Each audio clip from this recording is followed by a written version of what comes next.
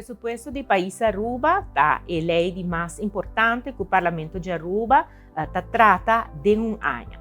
Presupuesto 2025 aguardo entregar no Parlamento de Aruba dia 29 de agosto de ano 2024 para seu tratamento. Sin embargo, durante a eleição, o Parlamento toma decisão para guardar para que o tratamento de hora que tem governo novo.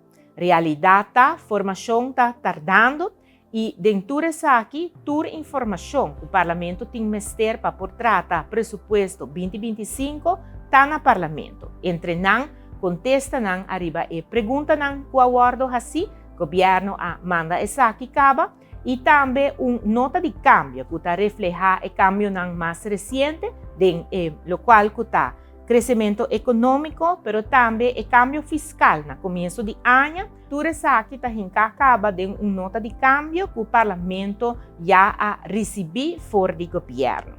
Agora que não, é importante para sobre a governação da continuação, para o Parlamento agora não por raia trata presupuesto 2025, para assim agora não o governo que tem agora que não, mas também é um que pronto está queda formar por ter base para cumprir com a necessidade financeira. Pensei, de nós banda, agora em conferência de imprensa, nós traz informação adiante, mas também nós está fazendo apelação na presidente do Parlamento para chamar a reunião para nós por tratar a lei mais importante de nosso país, qual está presupuesto 2025.